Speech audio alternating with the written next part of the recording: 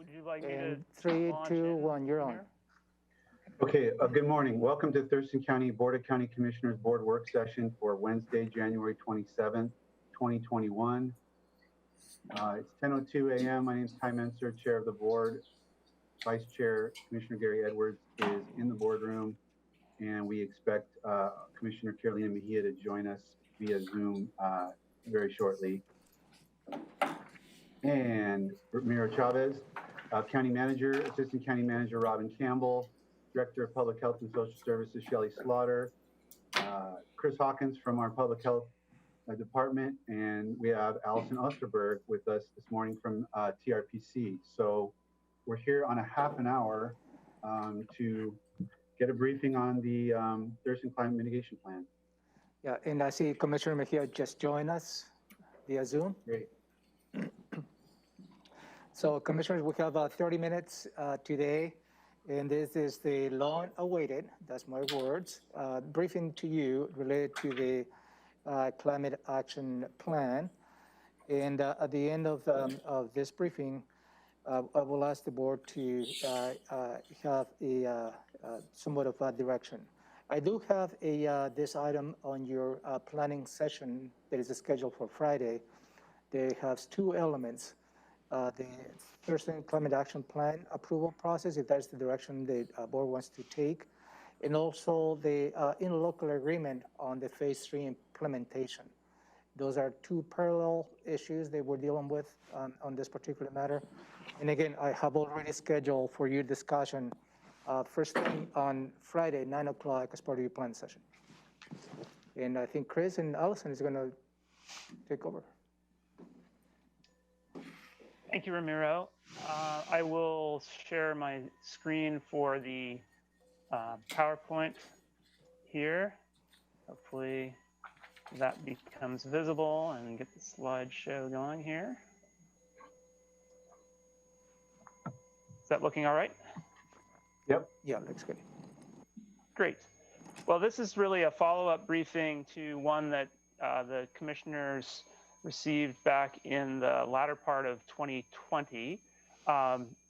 This plan has been in development for a few years now, a partnership effort of this, the cities of Lacey, Olympia, and Tumwater with Thurston County to work on climate mitigation, which I'll go into in a little bit of detail because Commissioner Mejia is new to this and may not have as much background, but we only have a brief time today, so I'm going to have to move through it pretty quickly, and hopefully we can follow up with any questions that the commissioners have about the plan and the next steps. The goal, as Ramiro mentioned, is to brief you and provide enough information that you can consider whether you want to accept this plan and then move into implementation of the plan in partnership with the cities that I've already mentioned. So quick introduction to this. I mentioned it's been worked on in the last couple of years, and that's really a direct result of the county agreeing to participate with the cities in this effort when climate mitigation, which is trying to reduce the emissions of pollutants that contribute to global climate change, was put into the county's strategic plan for 2019 to 2020. Climate stabilization is one of the key initiatives in that. And this also came from a community effort. Really, a lot of comments from the community have come in as part of the development of this plan. And prior to that, where we have had a work group in Thurston Thrives Community Health Improvement Initiative to address climate change because of its noted health impacts. And that led the county to want to be a part of this effort.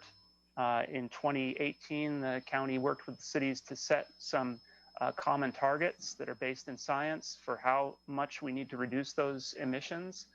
And then that set a course to be a phase 2 of developing this plan. You can see those targets expressed there in upper right, and we'll come back to that as we talk more about what's in the actual plan. But I did want to let you know that this really does, the plan that you're seeing does really line up well with those previous discussions and commitments, and what the Climate and Clean Energy Work Group of Thurston Thrives put together as its strategy. So you may wonder why we need a plan, and I know that we've gone over this a number of times, including a Board of Health briefing or presentation at the December Board of Health meeting just this past year. And that is that climate change has some pretty substantial impacts on our community, increasing risks to our health, as well as our infrastructure and economy and local ecosystems. And that's been well studied and looked at over the last more than a decade, really. So we can help to mitigate those risks by doing efforts to prevent climate change. Doing our part in our local community means taking some actions to reduce greenhouse gas emissions. And that's what this climate mitigation plan sets a course for and gives us a good strategic approach to address.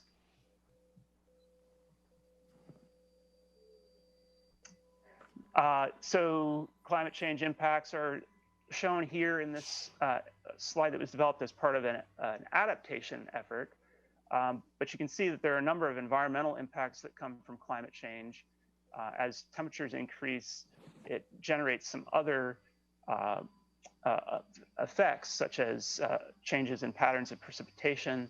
And that means that we will experience in our region more concentrated precipitation during the winter months and a lower total precipitation during our usually dry summer months. So an intensification of that pattern means that we'll have some increasing in other impacts such as flooding.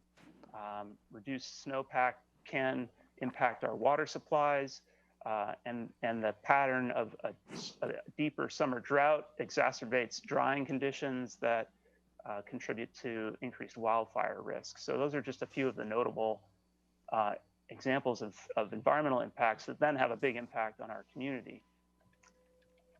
So the partners in this effort also worked on an adaptation plan, and that is to address some of those known and predicted impacts of climate change. And this new plan is really the other part of that big picture of climate action, where we try to address the emissions and what their sources are to prevent climate change from happening in the first place, or reduce its severity in the future. And so these things go together, and there's a fair amount of overlap between climate mitigation and adaptation, and they make a complete package of things. So there are examples of things such as water conservation, maintaining forest cover, doing work to educate people about things that they can do in their own personal lives, changing their energy use, and changing our energy systems. Those are all things that can help us be more able to contend with and cope with those impacts of climate change, and also help to prevent it, do our part in our local community to prevent climate change. So previously I had Allison do some kind of going through the plan. I'm gonna just keep going with that, and Allison's available here. She's the staff from Thurston Regional Planning Council, who really was the main coordinator for this planning effort. And she is available to answer questions if you do have them about the plan. But I did want to go over just quickly what's in the plan. I'm not going to show the whole document, but that was linked in the briefing materials that you received. It consists of these main sections, and that includes some of the background that I've already given you, and a vision that I'll go through in just a moment, and then kind of a nice plan development process that included public engagement at the front end and throughout, and then final opportunities for the community to look at this and be involved and make comments on it in this fall of this past year. So the plan became available in September, and people commented on it through October. And then a committee has taken this up of the partner organizations and reviewed and approved it in December. So this is what the vision is of the plan, and working together among these partners and additional partners that will no doubt want to join and be involved with this effort, because it really is community-wide. To implement and carry out some of the most effective, efficient, and equitable actions we can to reduce locally generated greenhouse gas emissions. And that's all an effort to mitigate those risks and protect future generations from those impacts of climate change. Where do our emissions come from? This just shows the different sources.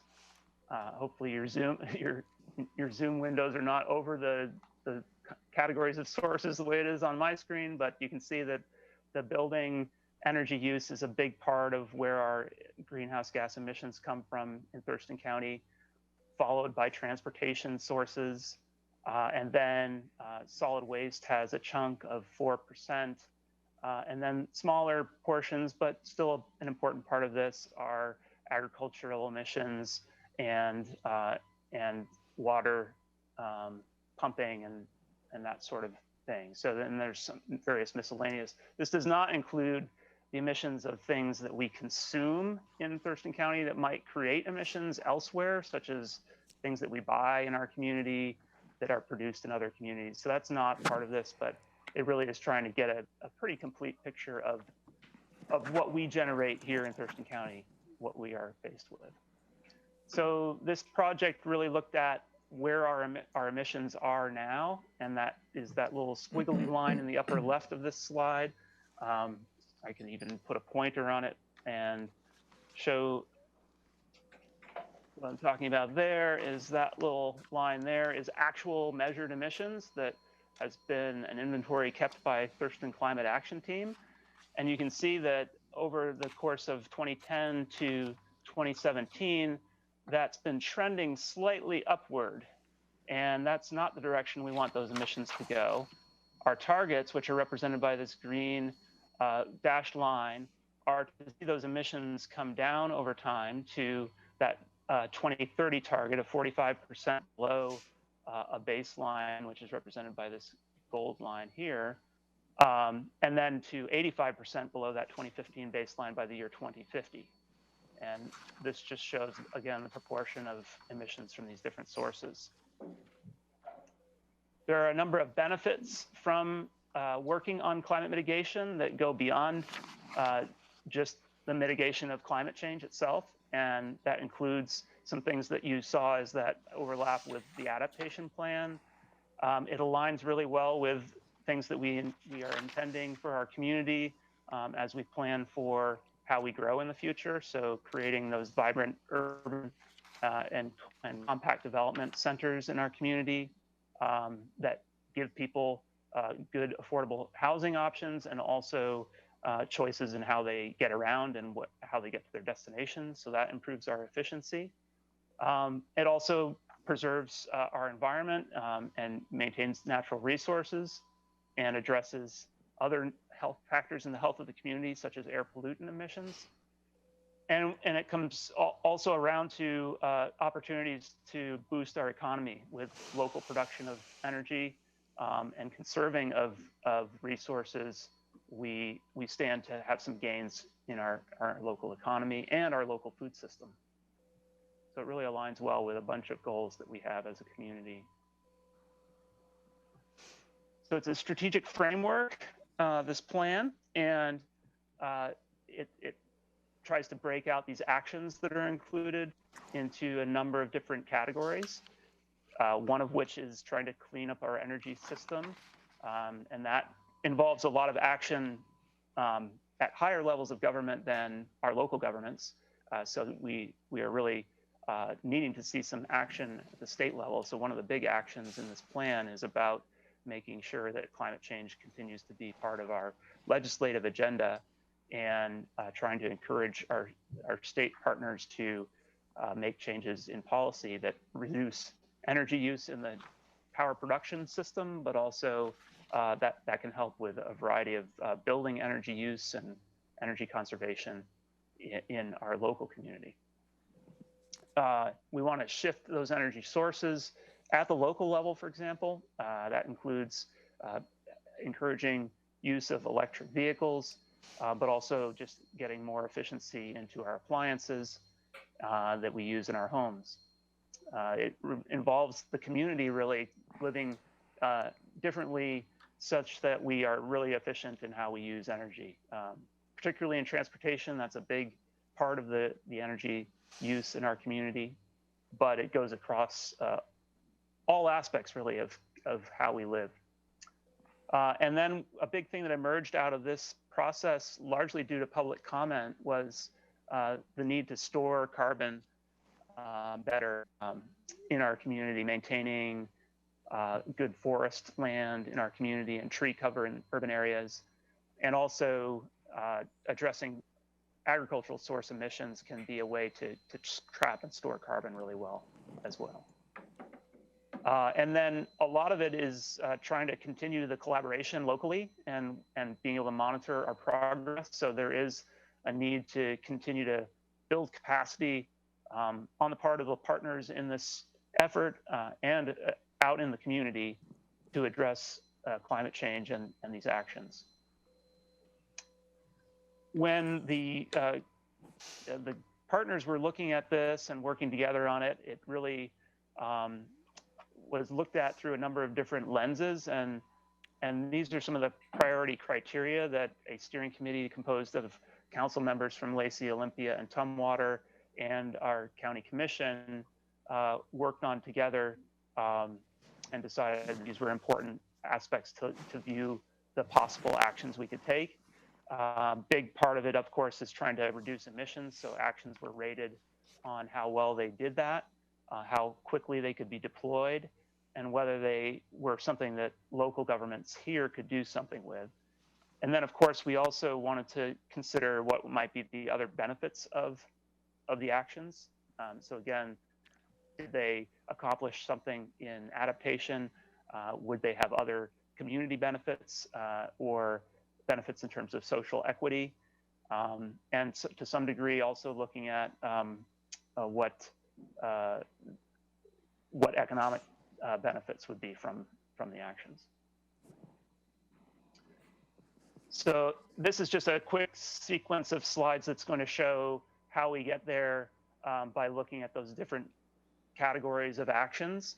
There were 70 actions identified in the plan and assessed, actually more than 70. And it's quite a long list of actions.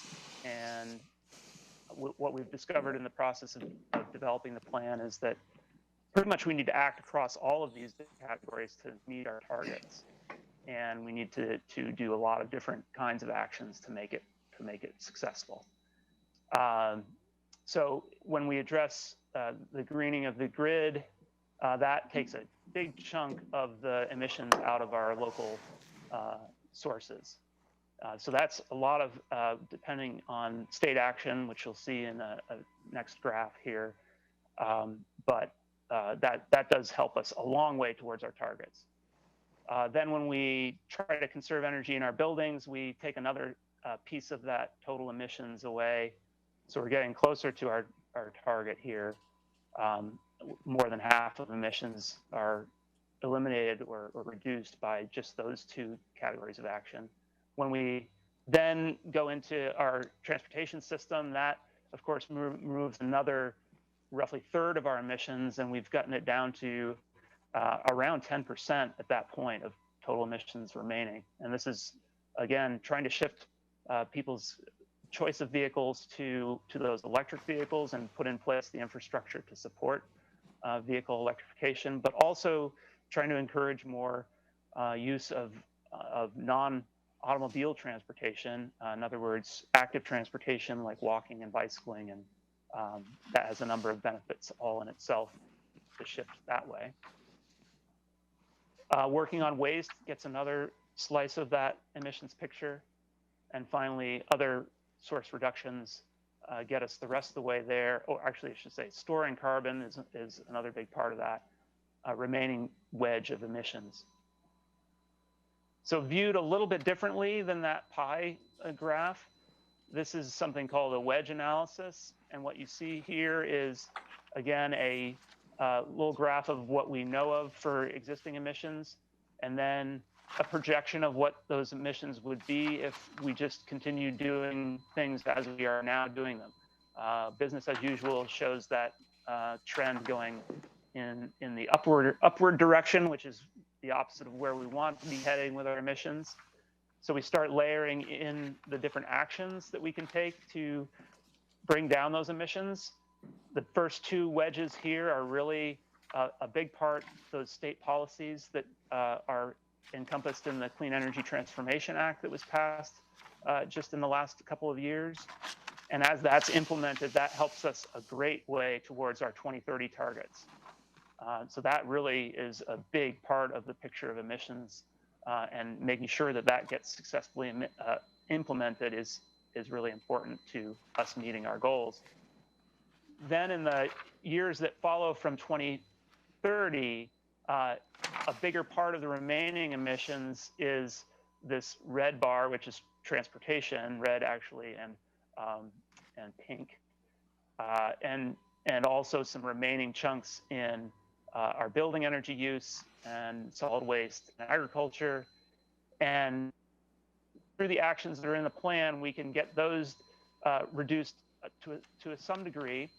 But we found that even after taking those emissions out of the picture, we really needed to still reduce more to get to our 2050 target, which means looking at how do we store carbon, and that's that sequestration term there. That means how do we trap that carbon before it gets into the atmosphere and contributes to climate change. So back to this same view of the actions in these different categories. This gives a little more detail of what those actions are. And I wanted to point out a couple of changes from the last version of the plan that the Commission reviewed, which was back in November.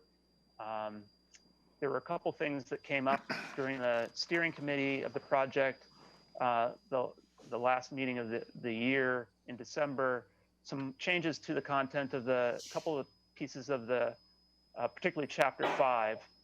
There was a change about moving from natural gas to instead say transition away from natural gas rather than an outright ban, because it's going to take a number of steps to get to the place where we have transitioned off of natural gas as a building energy use. And then another main change was trying to encompass more of what's in local plans and goals around sprawl. And so there was just a bit of added language about that in the final approved plan by the steering committee.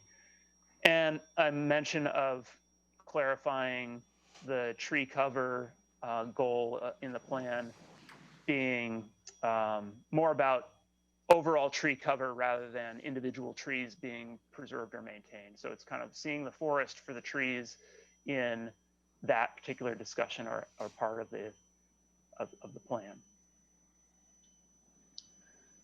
I want to shift quickly because I know we're getting short on time, and I want to leave a little bit of time for your questions to the next steps with this. You see in your packet, there's a draft resolution that's been prepared for this. That resolution is about the Commission accepting the plan that has been approved by the steering committee of the project, and then identifying some specific priorities for action in the near term. This will be a step kind of following, I think, from the decision to accept the plan and really go forward with phase 3, but having some further discussions within the county about how to implement various actions and decide which ones are going to come first and which ones are really later in the process. So there's a whole host of actions on varying timelines for how they can be implemented. And I believe there's already been some discussion of how to put together a good plan for how the county can carry out the actions in the plan. So kind of a localized implementation strategy for Thurston County. And then finally, there is part of this decision process, a phase 3 agreement that has been drafted.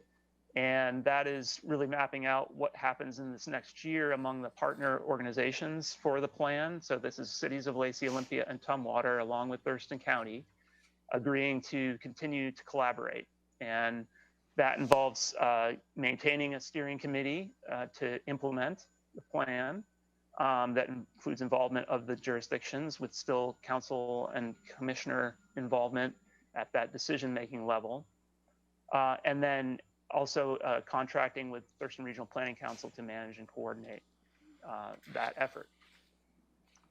And I can go into more detail on that, but that interlocal agreement maps out how the project is to be managed, the setting up of that steering committee, the possibility of forming action area work groups to help with the implementation, really getting the basic framework in place to monitor progress about how we're implementing the plan and assessing those emissions going forward, because keeping track of how well we're doing is going to be really important to keep people focused and also demonstrate to the community that we're making that progress. And as has been the case with the plan, public outreach and engagement of the community is going to continue to be important. This effort will continue that involvement of the community and opportunities for people to learn about the plan and roles that they can play. And that's, I guess, the concluding point that I would want to make here is that this really is a community-wide effort and will necessitate having a lot of involvement from additional government and non-government partners to be successful in reaching our targets and accomplishing the goals of the plan. So with that, I'll open it up to your questions. And I know we don't have a lot of time left, but I'm happy to be available to assist with any further information that you need. I do have a question. Does anybody have a hard stop at 10:30, just so I'm aware? I do, but I can reschedule that meeting. I think Joel and I are in the same meeting at 10:30, but we can certainly reschedule that. So if I can probably ask Katie to reschedule our meeting. Well, let's go to Commissioner Edwards. Maybe we don't need too much time. Go ahead, Commissioner. Well, I want to take a little time, but Yeah. We've only got 1 minute, actually 30 seconds left if we're going to have a hard stop. So anyway, I want to focus on electricity mainly, two issues. So both of your pie graphs refer to, in some form or another, electricity. So that'll be one of my questions. And before I get to that, though, how can you do this very quickly, Chris, if you can? The 45% below 2015 levels by 2030, and the 85% below 2015 levels by 2050. How do we know when we've achieved that? I mean, if we put an air monitor out there, we're going to have impact from the whole South Sound region, and some are playing ball and some are not. So there must be some other mechanism in place that you would be able to tell if you'd reached those goals at some point. What are those? I mean, are they like electric vehicles if everybody was driving them and you could add that up? I just need to know a real quick example if you could, and then I want to get to my electric question real quick. Okay, I can try that. And Chris, if you want me to jump in on anything, just let me know. Okay. Yeah, I might need that, Allison, but I'll try to be very brief. The idea is that there are measurements of the actual emissions coming from Thurston County, and that's on that, I can show it again, hopefully here. It's on this one view. That we would continue doing the monitoring of those actual emissions in Thurston County and bring that to, out into the future. So it would actually be not so much the composition of the atmosphere in our community that we're measuring, but rather we know that a certain level of emissions contributes to that overall change in the climate. Oh, okay, And Chris, so, could I interrupt you then real quick if that's the case? Sure. That was my question, basically, if you were measuring the atmosphere or not. And being we're on limited time, can I go to my electric question? And that is, by your pie charts, mainly electricity is the biggest portion here, on how do we get there, you know, transportation's 32%, electric use 43, but they're kind of one and the same if you think about electric vehicles and such. So are we making any recommendations to get away from fossil fuel, for an example, for electric production? And what is going to be the end result? Are we going to go to nuclear, or, I mean, they are talking about taking down dams, you know, on the Columbia and that kind of thing. So that would limit some of our hydro. So are we making a big push to get something accomplished to make cleaner electricity? I guess that's the bottom line question. Yeah, I think the answer to that is really a power system question that is dependent on success in implementing the Clean Energy Transformation Act for Washington State, because it's certainly a system that is well beyond Thurston County. I mean, there are some clean energy things that we can do within our community. Okay, and some of that is it nuclear? I mean, you're kind of talking around the end product. I'm looking for, do you have a set example that will address electricity, basically? I'm sorry for pushing you, because, you know, if there's anybody that walks the walk and does the talk, it's you. And I hate to cut you short on that, but are we doing something substantial? I get asked by citizens, you know, well, what's the alternative? And I want to have an answer. What's the alternative? And so if it's the only one I can think of off the top of my head, and everybody's not in love with it, and that's nuclear. So what is that alternative to that big block of what is affecting our air quality?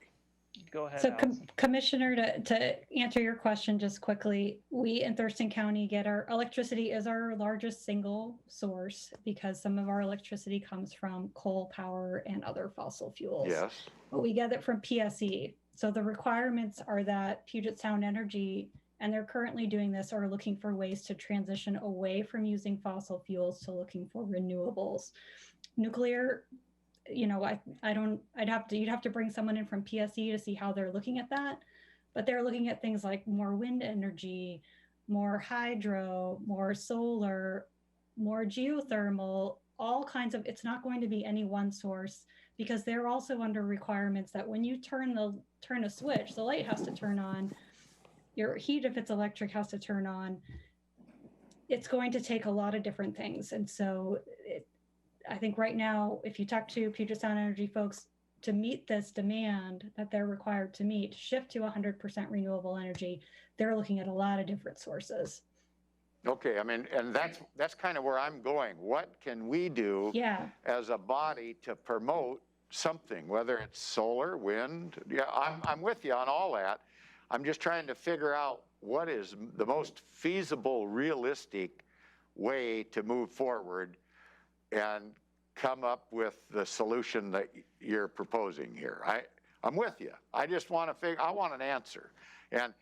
And that's a pretty good answer. Granted, you know, wind and solar, but hydro, that doesn't hardly make sense, because we got some folks out there that are talking about getting rid of hydro. So where are those competing interests, and how are we going to promote that?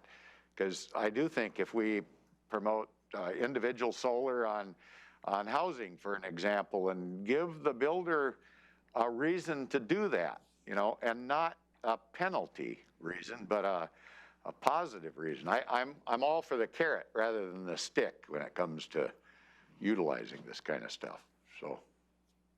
Yeah, and those are some of the things that are identified in the Thurston Climate Mitigation Plan. We have a whole section on how can we be generating more local renewable energy and then it's a good example. How do we allow for more people to install solar, for businesses to do that, but also to do these kind of community things for people who maybe don't have the capacity or the ability to put solar on their own homes? How can they still be a part of that system?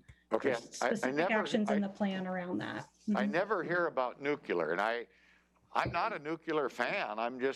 I want to know why. I mean, because I have people ask me, oh, is that what they're going to do? Is a SAPS plant again? You know, we all know that was a big failure, at least the people around that were my age group that invested in it. But I'm looking for some distinct answers that I can use, and if I'm not supposed to use nuclear, tell me. It's other things besides that. Are you worried about stepping on somebody's toes by saying something that somebody doesn't like? I don't know. I'm a realist. I just want real answers if I can get them. And you're headed there. I mean, I just don't know what not to say or what to say. Because it doesn't add up to that big piece yet very fast. Yeah, I think it really does mean we should look at the detail of what's in the state law of the Clean Energy Transformation Act, and I think that would have the more specific answers you're looking for what direction we're moving in, of how the power grid is being updated and turned in this direction of cleaner energy. I guess I'm looking for a recommendation from you guys so that I can repeat that. I don't have the time for the research, I guess, so.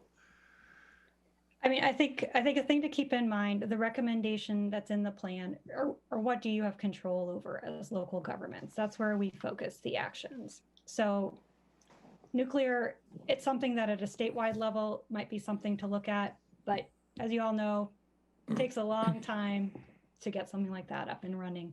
What could we do quickly?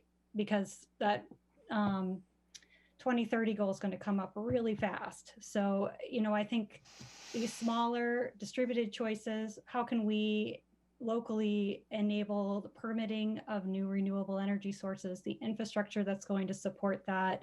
How can we allow that to happen in a way that's going to be quicker and easier for people who want to take that on? Those are some of the recommendations that are in the plan.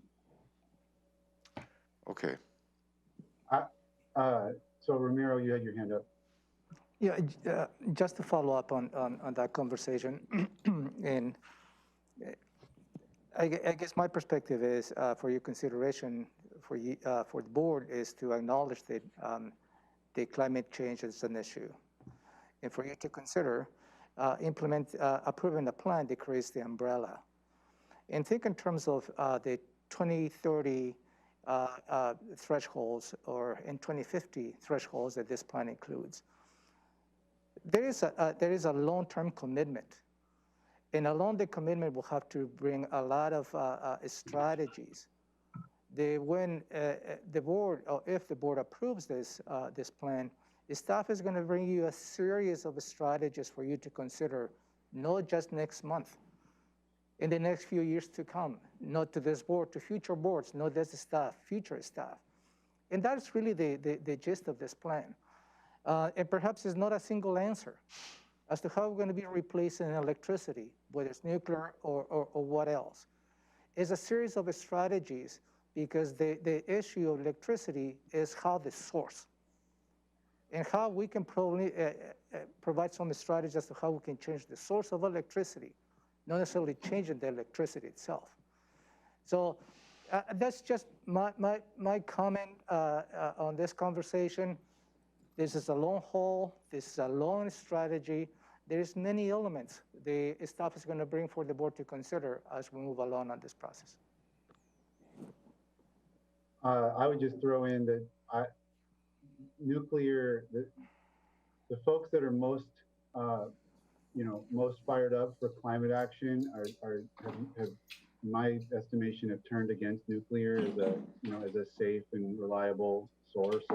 I haven't heard about that being promoted by any of the groups as the best way to transition off of coal and some other more,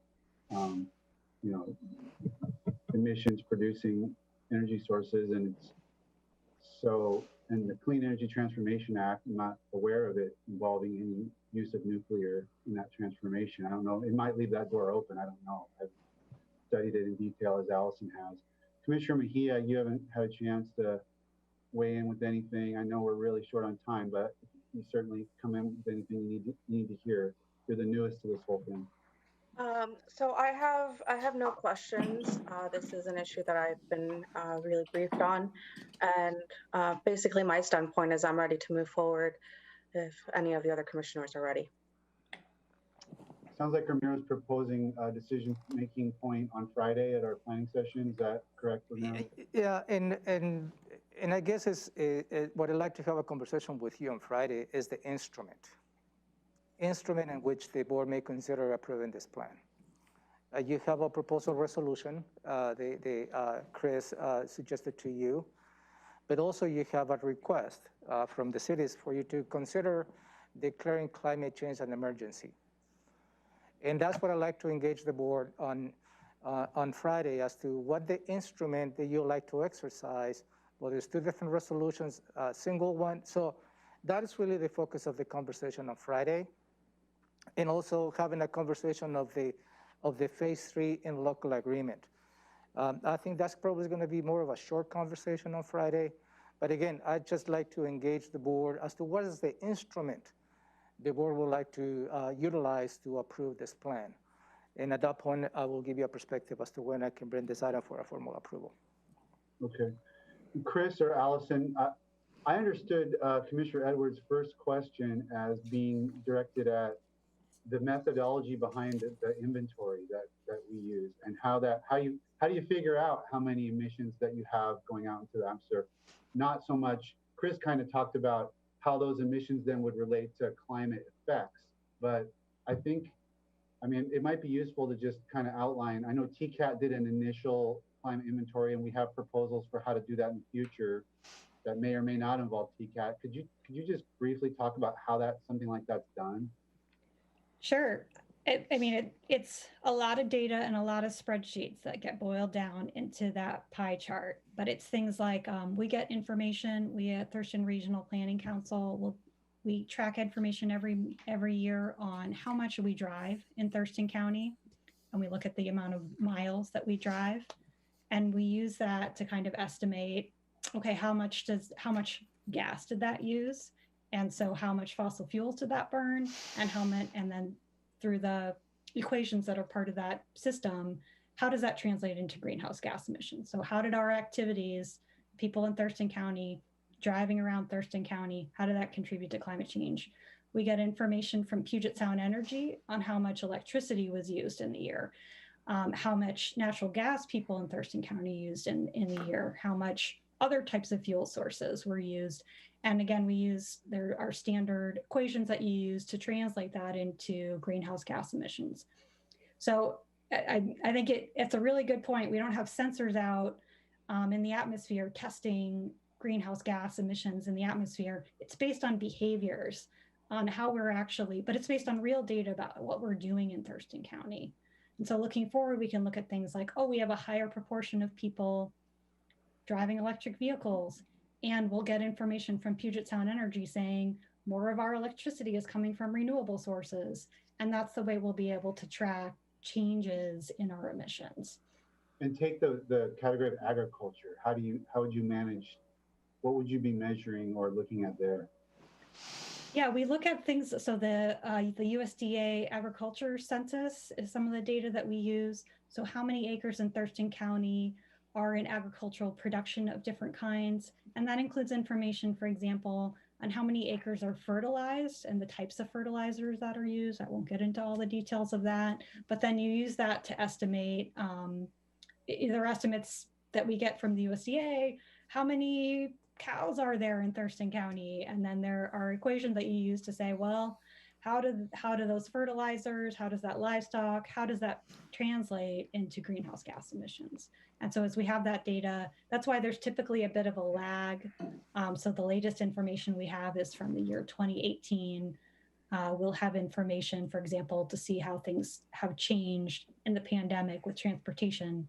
We'll have that a few years from now as that data comes in. Same thing with information about agriculture, it lags a little bit. Okay, so I guess the question now is, are there any other questions commissioners have for Chris and or Allison that you'll need for our discussion on Friday? No, sir. Well, I mean, we're already over just a couple minutes. Can I just make one comment on Allison's deal there? On the ag end of things, I mean, I know that nationally it's a big deal on fertilizer usage for agriculture, like in high corn production states, for an example, and the runoff into the Mississippi, if you will. Like we face that same thing here with nitrogen, thousands of tons of nitrogen used in our forest. It's an ag activity, but it's for growing, you know, and that's all about carbon, dumping it, if you will. So are we counting the big corporate contribution to pollution, if you will, the same as we're talking about the individual that has a lawn or something and might use fertilizer on it? I mean, I just want to be fair with everybody, and they're using thousands of tons every year in the Cascade Range, for an example, that then goes into the water. So I'm just wanting to make sure we have a realistic approach. We point at everything that's deficient. And I'm glad to hear that from Commissioner Mencher about the nuclear, because I really don't know. And if sun is going to be it, or wind, I just think that's a big piece of what we can do, is help promote. And I want to do that through a carrot rather than a stick. I don't want to drive up the cost of housing. I want to make it easier for making a energy efficient house. And if that means putting solar panels on, I don't mind saying, well, put the house so the roof is facing south so it gets the most sun. But I don't want to penalize the builders and cause the cost to go up. I want to encourage them to participate and solve the problem. So that's kind of where I'm at on this. Okay, guys, I think we're out of time. Thank you. Thank you very much. We'll Thank you see you all. on Friday. Thank you. Thank you.